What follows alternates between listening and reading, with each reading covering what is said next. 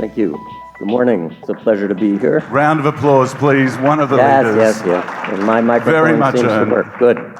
So yeah, just this morning I checked my email and I had a message from a woman whose book I wrote a foreword to with a sarcoma of her upper extremity, asking me if 25 to 30 milligrams of THC was too much to take at night for sleep, because she reads conflicting reports on the effects of cannabis on the brain. And then Andrew Weil, my mentor, the guru of integrative medicine, is on a cruise in the Arabian Gulf, and he sent me a message because he has a dear friend with an aggressive brain tumor, and he wants to know if he should recommend that she take cannabis. So clearly never a day goes by when I'm not asked questions about cannabis and cancer care. Since I have been doing this for 22 years, studying inhaled cannabis as a therapeutic intervention, I am a scientific advisor to a number of companies, and I do need to disclose that I went to college in the 60s. And people often laugh about that, but I say that it is probably my best credential, because I do know what cannabis is, what cannabis isn't. And I will be discussing off-label use of an illegal substance. This is the Siberian ice princess, a mummy that was found very well preserved in the ice. In fact, millennials, I hear, are copying her tattoos. When put under imaging, she was found to be a woman in her 20s who had metastatic breast cancer with bone lesions. Around her waist, she had a belt, and at the end of the belt was a pouch in which were the flowers of the female plant of Cannabis sativa. This led the archaeologists or anthropologists to suggest that this Siberian ice princess was using cannabis perhaps to treat the symptoms of her cancer and even the cancer itself. And I think these giant jumps are one of the problems that we see with the internet and our patients learning from the internet, because how do we know that everybody in this tribe wasn't buried with cannabis around their waist? So as we'll hear more about tomorrow, of the U.S. National Academies of Sciences, Engineering, and Medicine 16-person committee, which reviewed all the published literature up until June of 2016 on the health effects of cannabis and cannabinoids. And we graded the evidence and created the book, The Health Effects of Cannabis and Cannabinoids, that was published in January 2017. In that volume, there is one chapter on potential therapeutic benefits and 13 chapters on potential harm. In the United States, I will point out right now, cannabis is considered a Schedule I substance, which means a high potential for abuse and no accepted medical use. And the only legal source of cannabis is from our National Institute on Drug Abuse, or NIDA. And NIDA has a congressional mandate that they can only study substances of abuse as substances of abuse.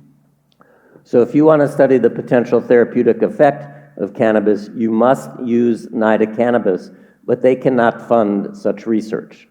They spend $150 million a year, US, studying the potential harmful effects of cannabis, hence 13 chapters on harm and one chapter on therapeutics. The good news is that we didn't find all that much serious harm. The bad news is, in therapeutics chapter, there's not much on the plant itself. It's mostly on the pharmaceutical cannabinoids that have been licensed and approved in our country. For example, dronabinol, or oral delta-9 THC, was initially licensed and approved in the United States in 1986 for treatment of chemotherapy-induced nausea and vomiting. Subsequently, the indication was expanded in 1992 to include patients who had loss of appetite associated with HIV/AIDS. Interestingly, in the randomized clinical trials in the United States, dronabinol was no more effective than placebo in increasing weight in these patients with AIDS, but it did increase their appetite. Well, why would our Food and Drug Administration expand the indication for dronabinol when it only increased appetite and not weight? Up until 1992 in our country, despite the fact that we considered cannabis to have no accepted medical use, our astute government was supplying a handful of people, less than 10, with 300 cannabis cigarettes a month in a compassionate use program because they had so-called orphan diseases that might benefit from cannabis. 1992, we did not have acceptable, effective antiretroviral therapies for HIV, and many patients were succumbing to the so-called AIDS wasting syndrome. Despite the fact that there were thousands, if not tens of thousands of these patients, the government was concerned that they would come knocking on the door requesting 300 cigarettes a month, and they never could have supplied these thousands to tens of thousands of people with an orphan disease with cannabis. So Bush 1 closed the compassionate use program, and at the same time, the Food and Drug Administration expanded the indication for dronabinol so that they could say, see, you don't need cannabis, here's your cannabis. And certainly, delta-9 THC is not actually cannabis, as you know. So how did we figure that delta-9 THC or dronabinol might be useful in patients with chemotherapy-induced nausea and vomiting? Well, the 70s, Jimmy Carter was president. It was before the Reagans and their reefer madness, just say no campaign. And many young people, particularly in San Francisco, where I was learning to be a cancer doctor, told us, you know what, the anti-nausea medicines that you're giving me are not particularly effective, and the cannabis that I smoke recreationally actually seems to do a better job. So this led to our National Cancer Institute and a small pharmaceutical company to look further at what might be assisting patients.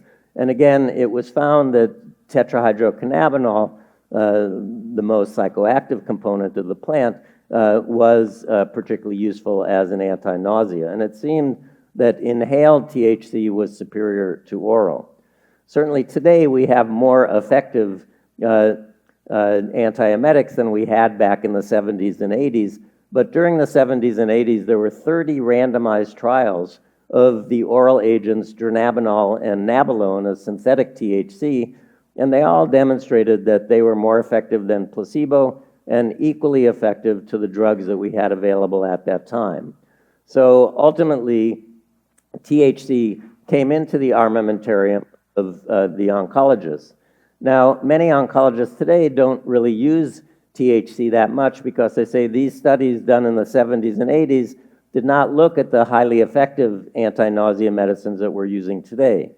Well, this is a review of a study that was done more recently in the 2000s, which looked at the available agents, particularly the serotonin inhibitor ondansetron, and it showed that actually, again, dronabinol was equivalent to ondansetron, and both were better than placebo in reducing the delayed nausea and vomiting that many patients suffer from their chemotherapy. And I will tell you that ondansetron is very constipating. And patients with cancer who feel that they are dying or part of them has died are very sort of emphatic about having regular bowel movements. And so many of my patients forego prescription antiemetics and treat their chemotherapy-induced nausea with cannabis alone. Unfortunately, where is the data to support cannabis as an anti-nausea agent? Well, there are only 3 controlled clinical trials in the medical literature looking at cannabis, the plant. And in 2 of those, cannabis only was made available after its most potent component, the delta-9 THC, had failed as dronabinol. The third was a randomized double-blind placebo-controlled crossover trial in only 20 patients, and the results of which I find difficult to interpret. Now, nabiximols is a whole plant extract with a 1-to-1 ratio of THC to CBD. And this agent is licensed and approved in Canada, the United Kingdom, and much of Europe based on studies in patients with multiple sclerosis. And the company has been looking for other indications for the drug. And in this very small trial, nabiximols 5 sprays under the tongue a day was more effective than placebo in reducing nausea and vomiting in combination with standard prescribed anti-nausea drugs. This is just an email I received from a 48-year-old gentleman with metastatic colon cancer in the days before we had adult use legal cannabis in California, which we've had since January of 2018. In the old days, I used to write a letter saying that I recommend that the patient use cannabis. They would take it to a dispensary and be able to access cannabis for the rest of the year. This patient was contacting me to get an extension of the medical cannabis letter, which had expired. Although I did not use it until my last 5 sessions of chemo, me getting over the stigma of its use, it did what no other drug could do, completely solve the severe nausea I had. It allowed me to play with my children, attend their sports and school functions, and just function very normally in day-to-day activities. I cannot thank you enough for giving me that option. I am currently on a chemo vacation after a clean scan, and the only time I use medical marijuana now is when I have trouble sleeping. I would like to continue to use it for that purpose instead of relying on pharmaceutical options. And that's just one letter. I believe it was Melissa Etheridge who came out and said that she could not have tolerated her adjuvant chemotherapy for her breast cancer if she had not used cannabis. Unfortunately, the American Society of Clinical Oncology, which is our sort of trade organization for cancer specialists in the United States, had an expert panel a year or so ago that reviewed the guidelines on anti-nausea medications, and the panel recommended that the FDA-approved cannabinoids, dronabinol or nabilone, only be used to treat nausea and vomiting that's resistant to standard antiemetic therapies, even though the studies showed that they're equivalent. And they say evidence remains insufficient to recommend marijuana in this setting. The second therapeutic benefit that we noted in reviewing the literature was the benefits of cannabinoids as well as cannabis itself in patients with various forms of pain. We know that levels of the cannabinoid 1 receptor, like the opioid receptor, are found in areas of the brain that are involved in modulating our response to noxious stimuli. In addition to the brain, the agonists, those things that bind to CB1 and CB2, also have action in the peripheral nervous system in addition to the central nervous system. And cannabinoids, as well as the terpenoids and flavonoids present in the plant, may have anti-inflammatory effects, and we all know that oftentimes anti-inflammatories are very analgesic. The pain-relieving effects of cannabinoids are not blocked by opioid antagonists, suggesting that they are working on different pathways. If THC is given intravenously, it's very potently analgesic. However, people get a little too zonked. In one cancer, 20 milligrams of oral THC was found to be comparable to 120 milligrams of codeine, but again, thank you, patients were markedly affected psychologically. Most of the research that we found really looks at the effects of cannabis in neuropathic pain. And this came from, first of all, patient anecdotal evidence, as well as the so-called rat tail flick model. This model, a rat's tail is put on a hot, and the longer that the tail can stay on the hot plate in response to a pharmaceutical intervention, the more likely it is that that intervention will be useful for treating pain from nerve damage. So we did a study that was actually using NIDA cannabis, but funded by what we called the University of California Center for Medicinal Cannabis Research. California had a budget surplus at the end of the last century, and one of our legislatures appropriated $3 million a year for 3 years to make money available to study the potential therapeutic effects of the plant. So one of the studies that I did was looking at patients with HIV who had painful nerve damage that led to numbness, tingling, and pain in their hands and feet. Opiates are generally what we were using. They were ineffective, and we didn't want to make people addicted to opiates. Anticonvulsants were most commonly used for this condition. But patients did tell us that, you know what, cannabis is pretty effective.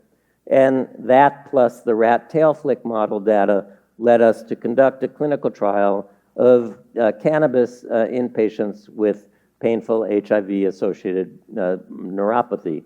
And this was published in the August journal Neurology. What we did was first took 16 patients with painful neuropathy, put them in our clinical research center because all of our studies are done as inpatient studies in our clinical research center at Zuckerberg San Francisco General Hospital. And when we found that amongst those 16 patients, we did see an effect, that the cannabis inhaled cigarettes from NIDA were effective, then we were able to calculate the sample size needed to do a randomized placebo-controlled trial. So in this study, we asked patients to keep a diary of their pain for a week before entering the trial, and then they had a 2-day lead-in period, followed by 5 days of smoking 3 times a day cannabis from the National Institute on Drug Abuse or placebo cannabis from NIDA. Placebo cannabis looks and actually smells the same. The cannabinoids have been removed, but the terpenoids, which provide most of the smell, remain. And we said that patients needed to have a greater than 30% reduction in pain to be called a responder. In the cannabis group, 55% had a greater than 30% reduction in their pain compared to 24% of the placebo group, and that was statistically significant. And after discharge from our unit, we asked them not to use cannabis and to keep a diary of their pain, and you can see that the group using cannabis went back to baseline. The upper left-hand corner shows what happens after smoking the first cannabis cigarette of the study. The placebo group reported a 19% reduction in their neuropathic pain, whereas the group smoking the real cannabis had a 72% reduction, and that also was statistically significant. The bottom 2 panels show the results from an experimental pain model. We subjected the patients to an experimental pain model at the request of my colleagues from the Pain Clinical Research Center at the University of California, who felt that it would anchor their subjective complaints of the effect on their neuropathic pain with a more objective heat capsaicin pain model that we did on their forearm. And the top lines show what happened to the placebo group, and the bottom lines, the cannabis group. Again, in the experimental pain, we also saw a 30% reduction, whereas in the placebo group, their pain actually increased.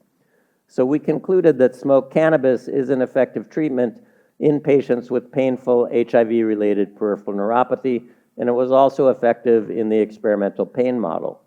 The number of people that you need to treat for one to benefit in this study was calculated to be 3.5, which is the same number needed to treat for patients taking the anticonvulsant gabapentin, the most widely used drug for peripheral neuropathy. So this led Todd Mikaria, who was one of our cannabis clinicians in Oakland before he succumbed to lung cancer a number of years ago.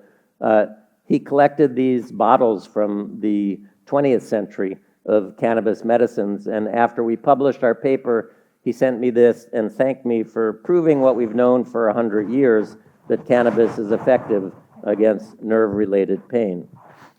So many of you may know that in this day and age, we can cure many patients of cancer, and they become disabled by peripheral neuropathy from their chemotherapy. So where is the clinical study now showing that cannabinoids may be useful in treating chemotherapy-induced peripheral neuropathy? Well, most of those studies have been done in rodents who have an experimentally produced chemotherapy-induced peripheral neuropathy. And I show this slide to remember to tell you that the 3 major classes of chemotherapy drugs that cause peripheral neuropathy, not only do cannabinoids treat the neuropathy in the rodents, but it can also prevent it. So I often recommend, again, that my patients beginning chemotherapy that may damage their nerves consider using cannabis during their chemotherapy. Again, there's only one of these 16-patient nabiximols studies in patients with chemotherapy-induced peripheral neuropathy. Again, it was a randomized placebo-controlled trial, and the top line here shows you no difference between the placebo group and the group spraying the one-to-one THC to CBD whole plant extract under their tongue. However, they did what's called a responder analysis. 5 patients who reported a greater than 2-point drop in their pain on a 0 to 10 scale were analyzed. Their average pain reduction was 2.6 points, and so the number needed to treat for 1 to benefit would be 5, which suggests that we certainly should continue to study cannabis in this very difficult symptom. Now, another area that I was particularly interested in is the potential interaction between cannabinoids and opiates. We know that, again, in rodents, that THC greatly enhances the analgesic effect not only of morphine, but of other opioids in a synergistic fashion, such that 1 + 1 = 5 and not 2. So this suggests the possibility of enhanced and persistent analgesic effect at lower doses of the opiates. So actually, I was funded to do this study by NIDA, the National Institute on Drug Abuse, because I told them I want to see if it's safe for patients on sustained-release morphine or sustained-release oxycodone to add vaporized cannabis to their regimen. And as long as I was looking for potential harm, NIDA said, okay, we can fund that study. By the way, when I say vaporized, I am not talking about vaping. We just had a paper rejected by the New England Journal of Medicine looking at vaporized cannabis in patients with sickle cell disease, and the first reviewer said, we don't understand why they would subject patients to vaping. We studied the Volcano Vaporizer many, many years ago. It's a tabletop device that's a heating element in a fan, and it inflates, if you will. The original was a turkey roasting bag with cannabis vapors, and it has a one-way valve on the end of it, and patients can then inhale vapors. As an oncologist, I am quite conservative, and I have been saying all along, I know the long-term effects of inhaling plant. I don't know the long-term effects of inhaling oils, and it turns out that that is a problem. So we gave 10 patients on sustained-release morphine and 11 patients on sustained-release oxycodone, vaporized cannabis in the Volcano Vaporizer 3 times a day for 5 days. The patients on the oxycodone came in with a slightly higher pain score, 44 on day 1 compared to 35 of the morphine group. And as long as we were doing the study, even though NIDA was not particularly happy about it, we did look at the effect on pain. This is the effect on the level of the opiate in the bloodstream. On the left, the top line is day 1, and the bottom line is after 3 times a day exposure to vaporized cannabis. So if anything, it looks like the morphine level is slightly decreased, but those error bars crossed, so it was not statistically significant. On the right-hand panel, you can see that the oxycodone levels were entwined. So if the level of the opiate either decreased or stayed the same, you would expect pain to either increase or stay the same. And in fact, overall, we saw a 25% reduction in pain in the patients after 5 days of vaporized cannabis added to their baseline opiate. The morphine group had a 33% reduction compared to a 20% reduction in those on oxycodone. Again, the study is too small to make a definitive statement. We did conclude that co-administration of vaporized cannabis with oral sustained-release opiates was safe, and we suggested that vaporized cannabis appears to increase the analgesia, and this would be not a pharmacokinetic effect because we did not see an increased level of the opiates in the bloodstream, but what we call instead a pharmacodynamic effect. Again, this led Todd McArea to send me this bottle that showed that morphine and cannabis were mixed as a medicine in the early 20th century. I think it's labeled poison personally because of the chocolate, but that's my belief. So another reason that I found myself recommending cannabis was to my patients with estrogen receptor positive breast cancer. This is a graph that shows you the linear relationship between alcohol intake and the risk of developing estrogen receptor positive breast cancer. My breast cancer survivors, after finishing their treatment, are now back to work, and when they finish work, their colleagues want to go out for a drink. Or they come home from work and their husband comes home from work and he'd like to have a cocktail. And my patients say, I would prefer to be socially lubricated without exposing myself to the risks of alcohol. And as someone who reached an age a few years ago where I don't tolerate alcohol at all, I believe that cannabis is much safer than alcohol, and I willingly wrote these women letters to access cannabis. Well, what about smoking a medicine or inhaling a medicine? We know that smoking tobacco still accounts for 28% of all cancers in the United States today. What do we know about smoking cannabis? Well, these are the conclusions that we made in the chapter on cancer from the National Academies of Science, Engineering, and Medicine. We said that there was moderate evidence of no statistical association between cannabis smoking and the incidence of lung cancer.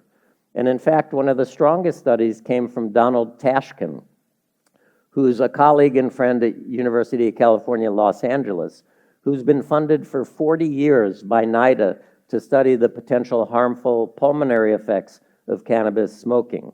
And he really could not find anything except for a little mucus and increased bronchitis. In his large study of 1,500 people with upper airway malignancies in the Los Angeles basin, he found that people who used low-dose cannabis actually had a 37% reduction in the risk of lung cancer compared to people who never smoked anything.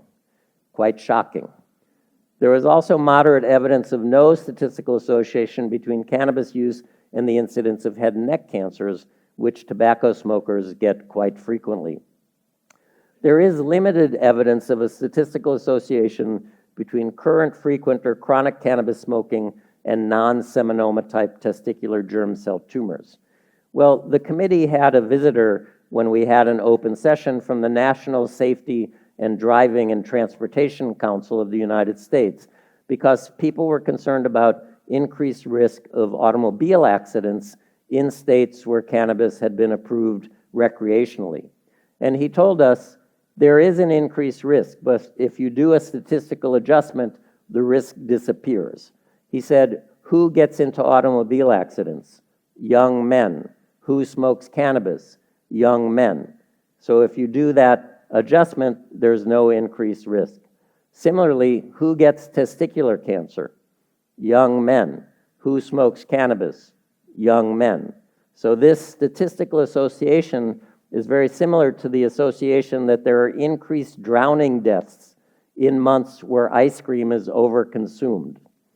True, and unrelated.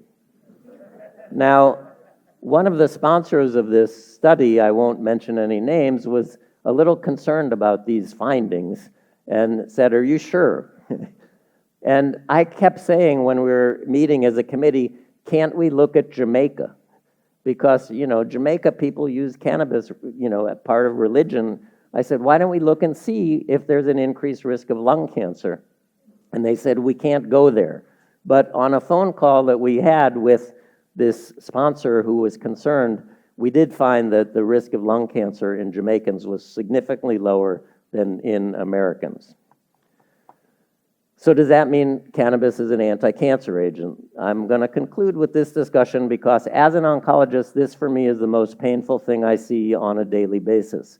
I see patients coming to me with cancer that's potentially curable, waiting 3 to 6 months to see me in clinic, taking some highly concentrated oil, either of THC or CBD, thinking that it's going to cure their cancer. And now they have metastatic disease and are going to die.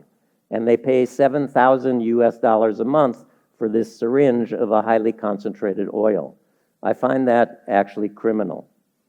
Where does this come from, the idea that cannabis can treat cancer. Well, again, from our own National Cancer Institute in the US, a paper was published in 1975 reporting that delta-9 THC, delta-8 THC, and cannabidiol all inhibited Lewis lung adenocarcinoma cell growth in the test tube and in mice. Since that time, this research has left our coast and is mainly being done in Spain and Italy. And there is an increasing body of preclinical evidence that suggests that cannabinoids in the test tube may have anti-cancer activity. And in addition, cannabis itself is an antioxidant and an anti-inflammatory, and those are two features that I look for in recommending botanicals to my patients with cancer. So multiple tumor cell lines can be inhibited with cannabinoids in the test tube, and if you take mice that don't have an immune system and transplant them with human tumors, all of those seem to be responsive to cannabinoids in that system. However, we concluded in our chapter on therapeutics that there is no or insufficient evidence that cannabinoids have any effect on cancer. And we veered from our charge to only look at human studies, basically meta-analyses, sort of conglomerates of many studies, or when those were not available, high priority clinical trials. And the only data that we could find was really on 34 in vitro and in vivo experimental studies and one pilot human study. And these are all on rodent brain tumors. My friend and colleague Manuel Guzman at Complutense University in Madrid has a laboratory that studies the effect of cannabinoids on metabolism. And the most metabolically active cells in the body are the brain cells. So they would grow up rat brain and add cannabinoids and study the effects. They said, maybe we could do our work faster if we did a brain tumor. So they grew up a brain tumor and added cannabinoids and everything died. So they said, maybe we did something wrong, so they did it again and everything died. So they said, maybe this was a bad batch of cannabinoids, so they went back to the normal brain and everything lived. So since that time, they have demonstrated that in these tissue cultures, in their laboratory using cannabinoids, not cannabis, that there's a direct tumor cell killing effect. In addition, cannabinoids also block the activity of vascular endothelial growth factor, which allows new blood vessels to form to feed the tumors, and it also blocks the activity of an enzyme that allows cancer cells to become invasive and metastasize. So with all that evidence, however, there is no evidence that you can cure your own cancer with CBD or THC. And Manuel actually went to the Canary Islands and found 9 patients who had recurrent glioblastoma, the most aggressive brain tumor, and he dripped THC into their brain tumors by way of a catheter. I said, Manuel, we don't treat brain tumors topically. He saw no difference on survival from patients that just got chemotherapy alone, but when he took those brain tumor tissues and added THC in the test tube, it inhibited the proliferation and caused those tumor cells to die. And later it was demonstrated by another investigator that CBD enhanced the tumor cell killing effect of the THC.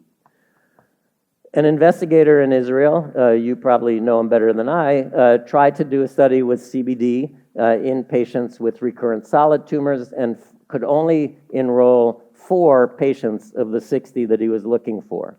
The one study that has not yet been published in the medical literature that I think is most interesting is, again, nabiximols. 12 patients with recurrent brain tumor getting chemotherapy used nabiximols, 9 got placebo.